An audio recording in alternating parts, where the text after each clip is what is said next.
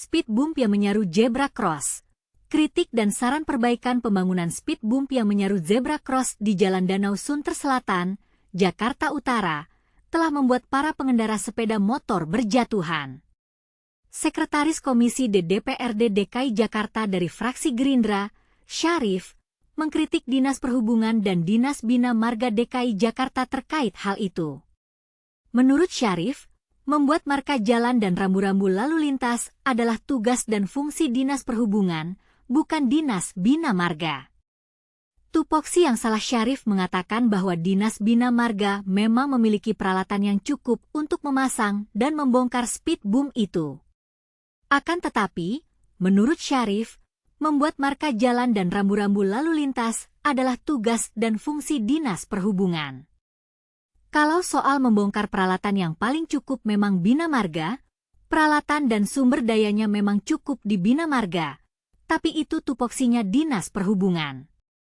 Kalau yang bangun Dinas Perhubungan, yang tanggung jawab Dinas Perhubungan, tutur Syarif. Perlu kajian sebelum membuat kebijakan. Syarif meminta agar ada kajian sebelum membuat kebijakan. Dia juga menyarankan Dinas Perhubungan untuk mengevaluasi speed trap di tempat lainnya yang membahayakan pengendara. Jadi direviewlah ya, itu menjadi tanggung jawab Dinas Perhubungan bukan Bina Marga. Kalau Bina Marga itu jalan berlubang, terus jalan licin, jalan buntu harus kasih keterangan itu Bina Marga. Kalau urusan lalu lintasnya Perhubungan, katanya. Polisi tidur yang menyaru zebra cross. Syarif pun heran dengan polisi tidur yang menyaru zebra cross itu. Dia meminta Dinas Perhubungan untuk memberikan klarifikasi. Nah, saya nggak tahu kenapa tonjolan dengan aspal itu apa. Kalau zebra cross nggak begitu dong, ini fungsinya apa sih? Apa buat speed trap atau apa gitu? Harus diklarifikasi dulu oleh Dinas Perhubungan, katanya. Speed trap yang membahayakan pengendara. Syarif menyebut masyarakat sering mengeluhkan mengenai speed trap kepadanya, salah satunya di Jakarta Timur. Dia menyebut pembangunan speed trap itu malah menimbulkan dampak negatif. Itu harus dikaji ulang, karena di tempat lain juga banyak keluhan untuk pemasangan speed trap yang punya dampak negatif. Contohnya itu di beberapa wilayah timur banyak keluhan kepada saya, ucapnya. Ketentuan pemasangan speed trap. Menurut Syarif, pemasangan speed trap ada beberapa ketentuan seperti memperhatikan kemiringan jalan hingga tikungan di sekitar lokasi.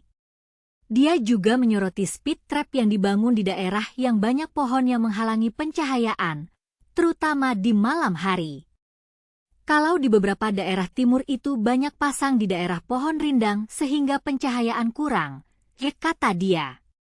Rambu-rambu yang kurang. Selain itu, tambah Syarif, sebelum adanya speed trap harus ada rambu-rambu.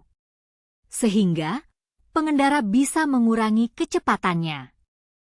Kalau menghadang jalan itu bukan bikin kaget, ada aba-aba misalnya sebelum speed trap itu ada, kurangi kecepatan.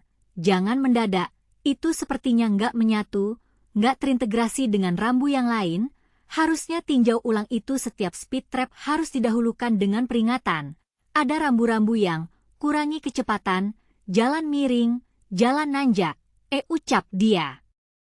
Pelajaran dari Sunter. Menurut Syarif, speed bump yang membuat para pemotor jatuh itu menunjukkan bahwa tidak ada kajian sebelum membuat kebijakan. Apa yang terjadi di Sunter itu, kata Syarif, harus menjadi pelajaran. Itu kan makin terbukakan bahwa satu polisi kebijakan tidak ada kajian, kan gitu. Karena menurut saya, yang pertama supaya korban tidak berjatuhan lagi, itu kan pelajaran untuk di tempat lain. Jangan yang diurusi Sunter aja, Jakarta luas, banyak speed trap yang punya masalah, katanya. Saran perbaikan. Syarif lantas mengkritik pembangunan speed bump itu untuk mencegah terjadinya balapan liar.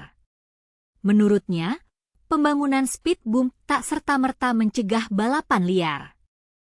Kalau balapan liar itu namanya diagnosisnya salah. Untuk mengatasi balap liar nggak bisa begitu, tutur dia. Balap liar itu terjadi, kata Syarif, salah satunya karena tempat itu lengang.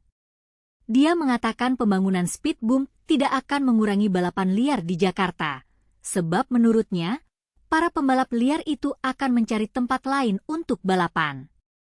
Contoh di tempat lain, Syarif juga mencontohkan daerah di Jalan Kelapa II, Ciracas yang speed trapnya nonjol dari aspal itu over, melebihi batas toleransi, sehingga motor itu cepat rusak dengan getarannya. Kalau motor aja rusak gimana badan orang, kira-kira gitu. Dia menyarankan agar Dinas Perhubungan melakukan review dan kajian ulang terhadap pembangunan speed trap di Jakarta.